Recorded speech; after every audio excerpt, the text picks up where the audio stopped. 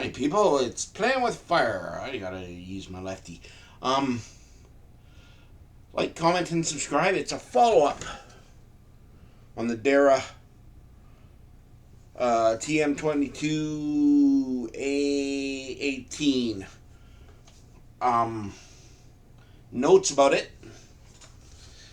Everything that you see that is white is Cerakoted. Very nice. Has M-lock throughout the handguard. The barrel is completely free-floated. The bolt is plated and is serialized to the action, so you can't mix them up if you got another one. It's all built out of 6061 T6061 aluminum. Very nice, a very solid rifle. Even the magazines are built using that. They're proprietary magazines, so they're not going to be available through anyone else. They've got a 15 round and a 25 round magazine in addition to the two standard 10 rounders that come with it. I took it out to the range. I fitted a bipod to it. I had to buy a M-lock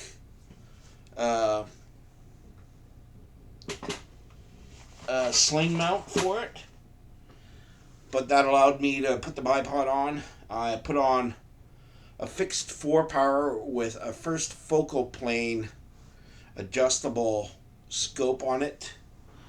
It's rated for air guns, but I got a good deal on it, so I'm just going to run it until it breaks, or if I find a better deal on something else, I'll go with that. I was up at the range there the other day, and I went and did some plinking with it, and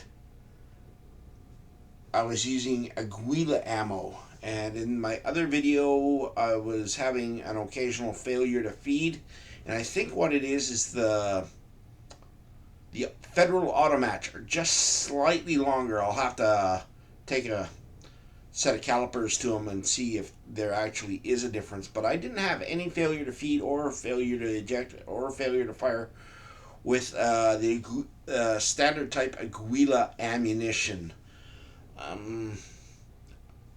The pistol grip is a standard AR style pistol grip, so you can swap that out to whatever one you want, but this one's not too bad. It's got a little bit of a rubbery coating on it.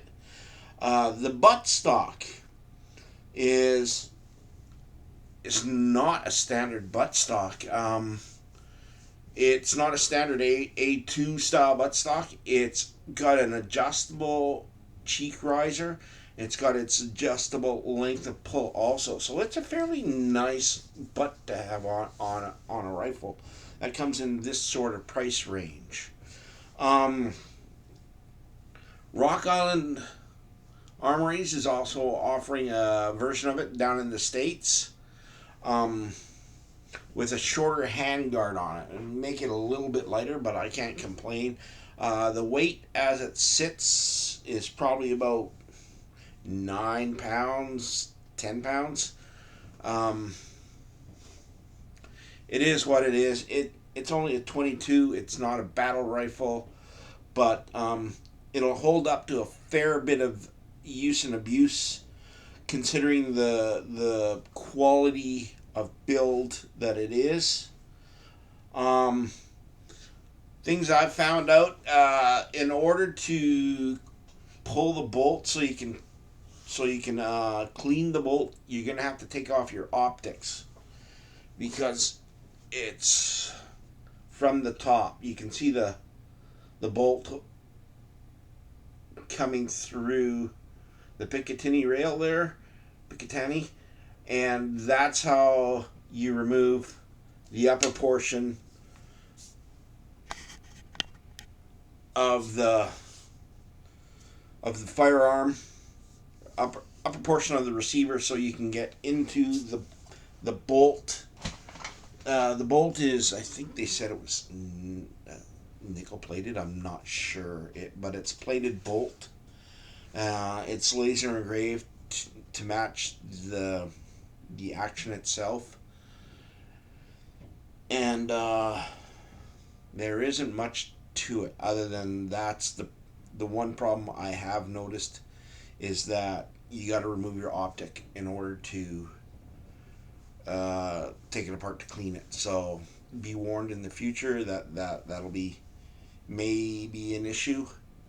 Depends on how well your optics mounts retain their zero, or if you're running something like a holographic sight or something like that, where you can have access to the bolts without having to take off your optic. But my optic is a Scout style. It's a short version. I think I can let it wait for a day or two without having to rip it apart. Um, but yeah, it promises a lot. It's about the price of a Ruger 1022 that has a couple of nice features on it. Not the takedown version, but if you get yourself one with a stainless steel barrel and a wooden stock, you're going to be paying about the same amount. Um, but this one, yeah, it offers a fair bit to it. It's it's fairly ergonomic for a right-handed shooter, that's for sure. Like, comment, and subscribe. More content is coming out eventually. I can't promise when. It all depends on when I get out and about.